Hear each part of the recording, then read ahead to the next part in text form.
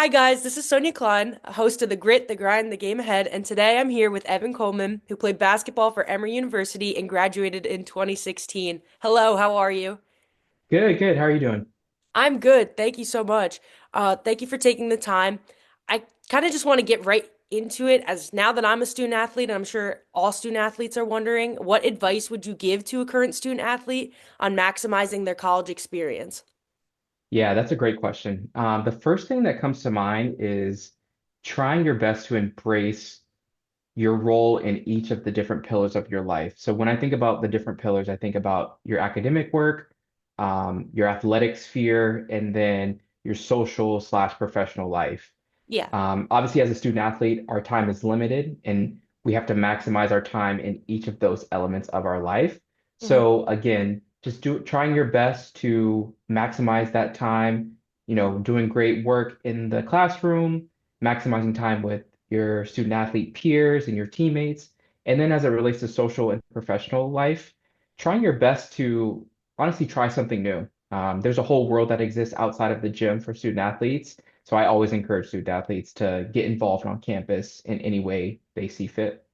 Yeah, you mentioned to me when we talked a few weeks ago that if you could have gone back, you wish that you would have explored kind of those avenues of different places that you never would have gone if you weren't in the Woodpeck, which is Emory's athletic gym for those who don't know, but different clubs. So thank you so much. I think everyone will take the time to explore their interests after that. And then, so you majored in business at the business school, and then a concentration in marketing.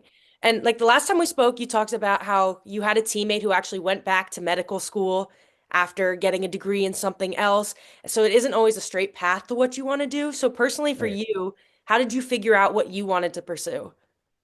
Yeah, that is another great question. I think the transparent answer there is even today, I'm still figuring out what I truly want to do. Yeah. But if I put myself in the shoes of myself back in undergrad, I think, I was most worried, not worried, but I think I cared most about getting a good paying job that allowed me to gain real world experience in marketing, which is what I was concentrating in the B school. Yeah. So through that, I leveraged my network. I tried to reach out to teammates or other student athlete peers who were also concentrating in marketing. I Hmm. did also reach out to several alumni that were working in marketing.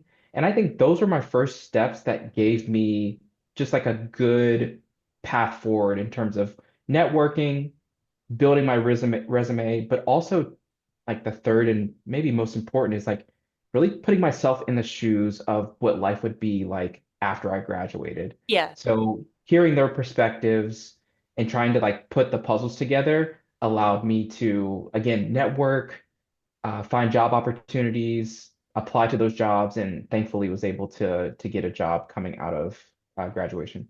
Yeah, and you're now at LinkedIn, as you can see by your background. And you like Yeah. LinkedIn? You enjoy it? I do. I really enjoy working at LinkedIn. So I started here a little over 2 years ago. I started in 2022, Yeah, and very similar situation where I think, like a lot of us, when the pandemic took shape, I really started to reevaluate what I wanted out of my job. yeah, And I think the things that mattered to me most were really aligning what I was passionate about outside of work, which was really just helping people on their career journey uh-huh. and meshing that well with what I do on a day-to-day basis from a job perspective.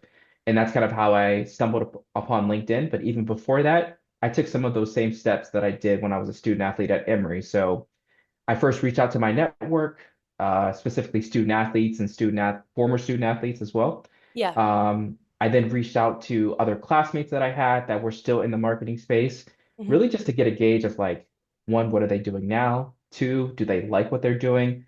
And yeah, three, have they heard of any new opportunities in their relative industry or company that I may be a good fit for?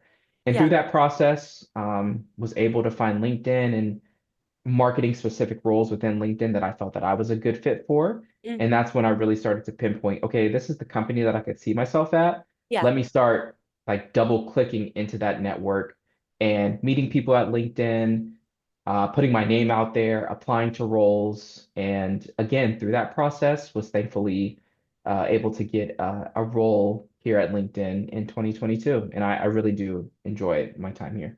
I'm so happy for you. It sounds like you're thriving and doing well there, and then you did everything to get you there and to continue doing well. So that's amazing. And then you kind of mentioned how you love to help people. And so I've seen it on LinkedIn actually. You have a playbook for success where you empower college student athletes and alumni for a successful transition to a professional world. And so we all know that athletes have skills that are valuable to the workforce. So what do you think has been your most transferable skill or skills? Yes, great question.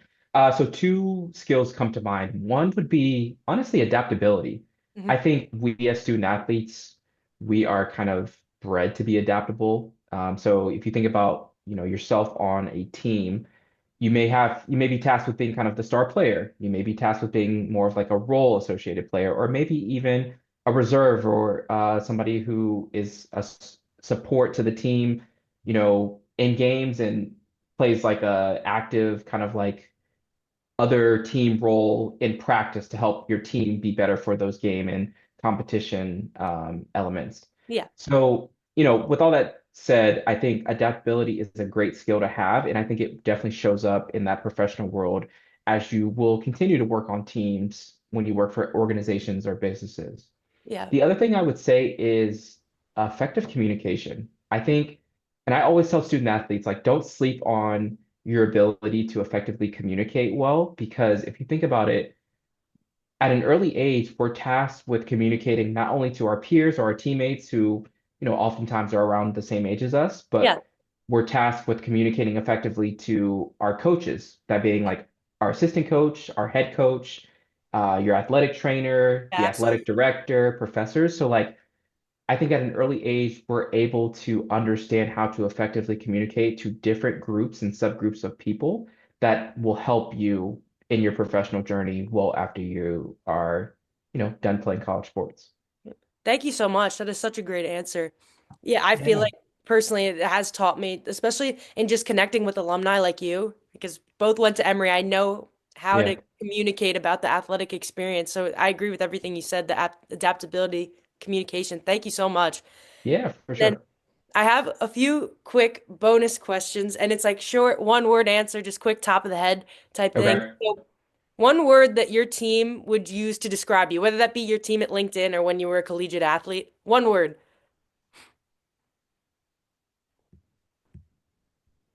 Calm. I wanted to say like the phrase like cool, calm, collected because we had like an end of year party and that's how they identified me. Um, yeah, I think I give off kind of like a calming uh persona, I guess. I can agree with So that.